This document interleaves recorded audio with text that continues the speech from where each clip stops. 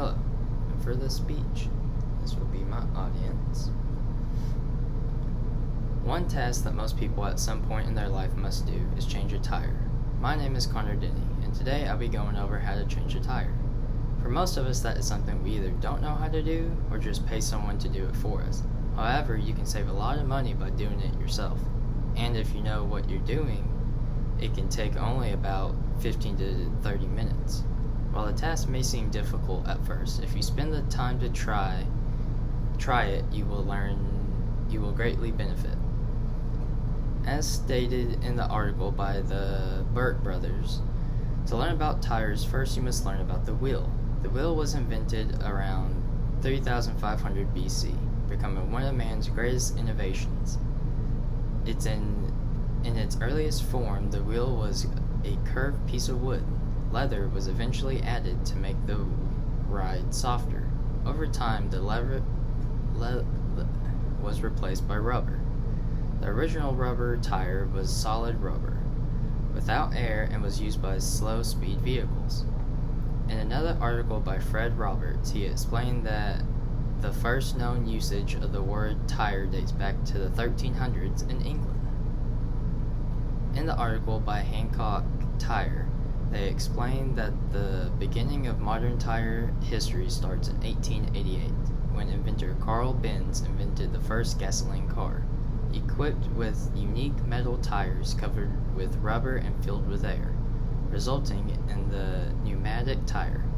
The public, which was accustomed to hard metal tires, believed the pneumatic tire to be no less than revolutionary. The article would go on saying in late 1913, Henry Ford introduced the first conveyor belt assembly line to the world, marking the first stage of automotive popularization. In 1931, American company DuPont successfully industrialized synthetic rubber. This development allowed tire industry, which had been dependent on natural rubber, to increase tire quantity and quality, ushering in a turning point in tire production. In order to relieve a burden of sky-high oil prices brought on by the oil shock, it became popular to reduce the size and weight of existing car models. Many manufacturers eventually employed the front-wheel drive method for their cars. The next era of tire making was to increase the level of safety. Run-flat tire was developed in 1979, which is designed to enable the vehicle to continue to be driven up to 80 kilometers per hour without replacing the new tire when punctured. Later, driving performance increased with the development of the UHP, or Ultra High Performance Tire, which boasts superior cornering, drivability, and braking in accordance with new development of tire technology. Now, in the modern history of the 2000s, the next evolution for tires is to make them more eco-friendly, as climate change is a big topic in today's society. Now, some tools you need to change a tire is the manual, a spare tire, a wrench, and a jack. And depending on the climate, you'd need gloves and a flashlight. And all these steps are by Bridgestone Tires. Step 1. Find a safe location. As soon as you realize you have a flat tire, do not abruptly brake or turn. Slowly reduce speed and scan your surroundings for a level, straight stretch of road with a wide shoulder. An empty parking lot would be an ideal place. The level ground is good because it will prevent your vehicle from rolling. Also, straight stretches of road are better than curves, becoming oncoming traffic is more likely to see you. Never attempt to change your tire on a narrow shoulder near oncoming traffic. Keep moving slowly until you find a safer spot. While driving on a flat tire risks ruining your rim. Replacing a rim is better than being hit by an inattentive driver.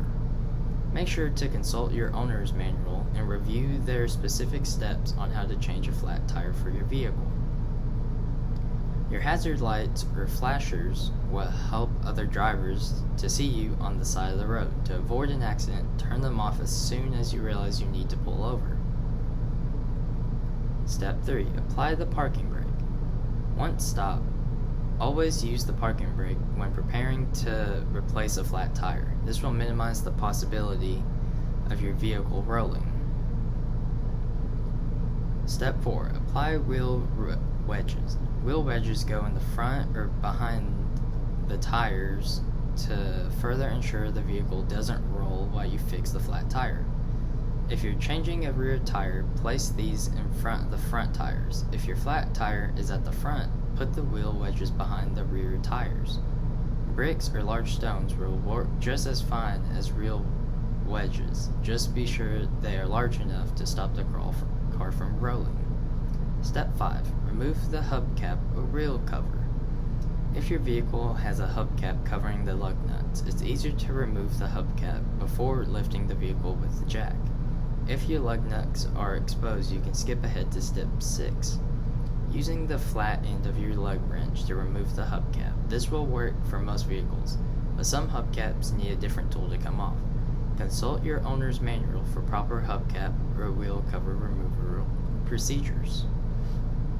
Step 6. Loosen the lug nuts. Using the lug wrench, turn the lug nuts counterclockwise until you break their resistance. You may have to use force, and that's okay.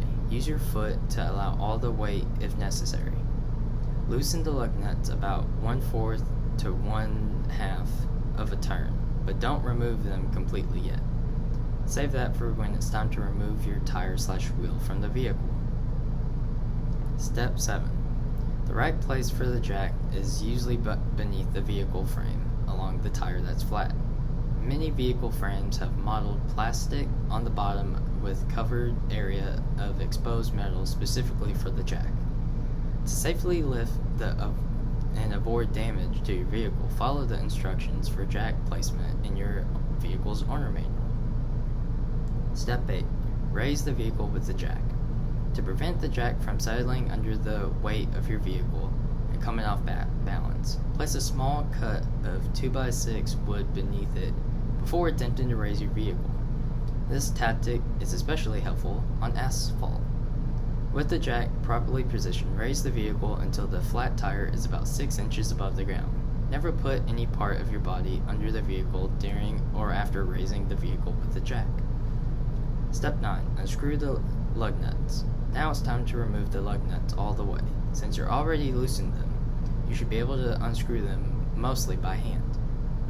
Step 10. Remove the flat tire. Gripping the tire by the treads, pull it gently toward you until it's completely free from the hub behind it. Set it on its side so that it doesn't roll away. Step 11.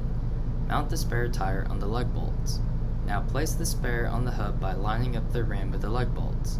Push gently until the lug bolts show them through the rim. Step 12. Tighten the lug nuts by hand. Put the lug nuts back on the lug bolts and tighten them all the way by hand. Once they are all on, check each one again, tightening as much as possible. You will tighten them with the wrench after lowering the vehicle to the ground. Step 13. Lower the vehicle and tighten the lug nuts again. Use the jack to lower the vehicle as the spare tire is resting on the ground, but the full weight of the vehicle isn't fully on the tire. At this point, you should have tightened the lug nuts with the wrench, turning clockwise as much as you can. Push down the lug wrench with the full weight of your body. Step 14. Lowering the vehicle completely. Bring the vehicle all the way to the ground and remove the jack. Give the lug nuts another pull with the winch to ensure they're as tight as possible. If the hubcap you took from the flat tire will fit your spare, put it in a place in the same way you removed it initially. If it doesn't fit, stow it away with the tire when you show your equipment. Step 16. Stow all the equipment. You have before you a jack, a lug wrench, wheel winches, your flat tire, and possibly a hubcap. Don't forget to put all of them in your vehicle before driving away. Step 17. Check the pressure in the spare tire. You should check the tire pressure of the spare tire to make sure that it is safe to drive on. T-type temporary spares, also called mini spares, require 60 psi. If the tire needs pressure, drive slowly to a service station immediately. Step 18. Take your flat tire to a technician. Temporary spare tires aren't made to drive long distances or at high speeds, so drive cautiously until you're able to visit a tire technician. A professional should be able to determine whether your tire needs a repair or if it's time to replace it. Now, after all these steps, you have successfully changed the tire. Thank you for allowing me to take all of your time. And this is my audience.